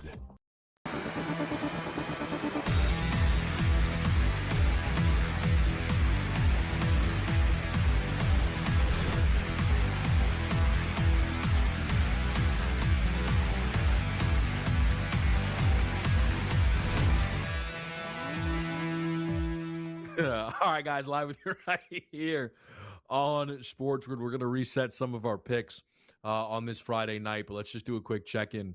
Man, good break for me. The rich get richer, if you will, as Tom with an underbetter. 44-yard field goal missed by the Pittsburgh Steelers. I would like Jets points here on this drive, though. Again, I know I don't think Tom's a bad guy. All right, there are other people who I've worked with who wouldn't be Tom. You don't mind if the Jets go and score points on this drive, do you? No. See, I know people who I'm not of that.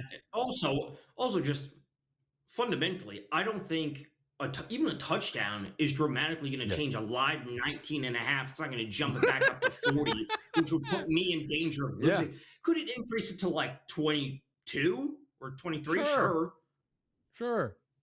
But not really, right? Just quickly, anything you're looking for in that Denver Green Bay game? I think we're going to get a couple of snaps out of Bo Nix in this one. Yeah, I'm not betting this game. 6.5 feels weird, and especially in a preseason game. It's a bit much. I just want to see how Bo Nix moves. All the clips I've seen from him in training camp, he looks fine. Really interested to see Jonah Coleman, the third string running back, obviously with Dobbins and RJ Harvey. Jonah Coleman is a name to keep an eye on if you are looking for some deeper options in some best ball. But I'm most interested to see him and Pat Bryant for the Broncos. I think the one thing for me with Bo, again, I believe playing here in this one tonight, is there are some, real star players who had some season-ending injuries. Pat Mahomes, Malik Neighbors come to mind, who we do not expect to play at all in preseason. Bo Nix playing to me is, I think that's a very good look for a Denver team that I'm pretty high on coming into the year.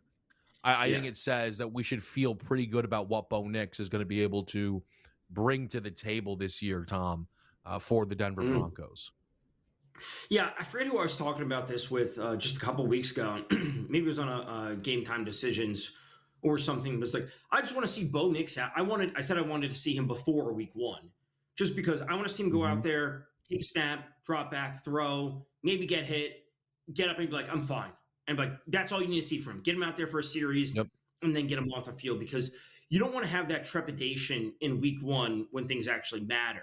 Mahomes is a little bit different. I think give him the benefit of the doubt just because he's done this so many times, not injury, but just, played so many times. Bo Nix, just a younger player, get hit, get up and be good. And then to your point, with that defense and with the best offensive line in the league, Denver, we got to be ready for them this year. They're going to be super strong start to finish. They have a very difficult start to the season schedule-wise. So, man, boys are on in the back. Look at that. Love the boys in the back. But that middle section is pretty nice. Yeah. From 7 to 15 outside of the Chiefs game, that's a pretty darn good schedule. No spoilers. All right, no spoilers. But if that's a team I'm going to invest in, I may only do a little bit before the year with an idea of if they start off a little rocky, we're prepared for that, and we're almost excited. Yeah, we're almost excited by that. It's Tom, what we talked about yesterday. Yeah. You want them to start off a little bit slow. We're fine, steady the ship, and then we buy where we can. Tom, let the people know what picks you have here. Rest of the night, closing out a Friday in style. Yeah, let's go to the Cards, the Diamondbacks and the Reds. The Reds just played. Love that.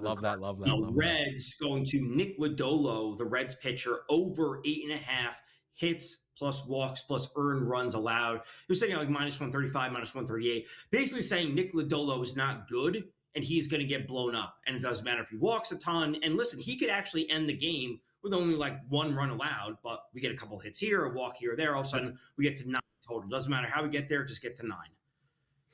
I agree with Tom. I think Lodolo gets hit. I think Eddie Rodriguez could get hit here a little as well. So I played over 8.5 at even money. I was hoping I was going to get a flat 8. Didn't get it. That's fine.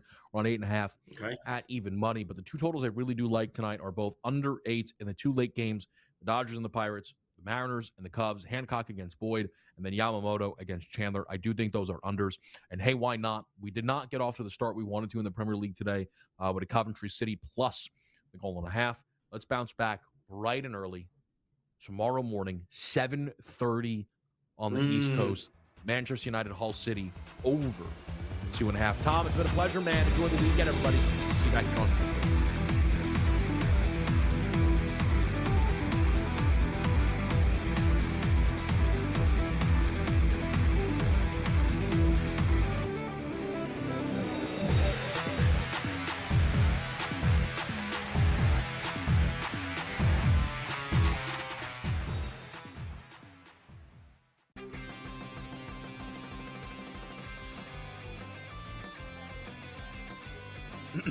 Class is in session. Today, let's talk about the teaser. A teaser is a multi-leg bet where you shift the point spread in your favor. You get better numbers, but every selection has to win. It doesn't matter what you bet if you don't have the insights. Tune into SportsGrid and get ahead of the class.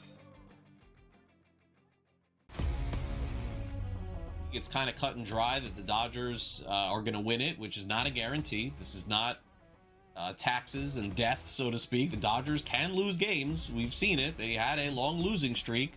So the Dodgers could maybe fall off. You never know. Now, I do expect them to make the playoffs, and I expect them to win the division, and I expect them to win the NLDS, but then anything after that, I think is suspect. Pro Baseball Today, only on SportsGrid. Miami going to the Big Ten is massive. It gives the university, in my opinion, it's a strong university. It's AAU. It's got championship pedigree. And I think it would have a massive recruiting advantage, to be candid, if it were to join the Big Ten. And I think that's making some of the bigger players in that conference a little nervous. Outspoken with Dan Cilio, only on SportsGrid. You know, the dark days are ahead for the Warriors. And when Curry and Kerr and Draymond all leave, what are we going to be looking at that franchise that has been a mainstay of the NBA, you know, the face of the NBA and NBA playoffs for so long? Where are they going to be? So I see no issue with them bringing Draymond back. Why not? You have one last go at things with the trio that they still have there. But I see this as a very long season. Game time decisions, only on SportsGrid.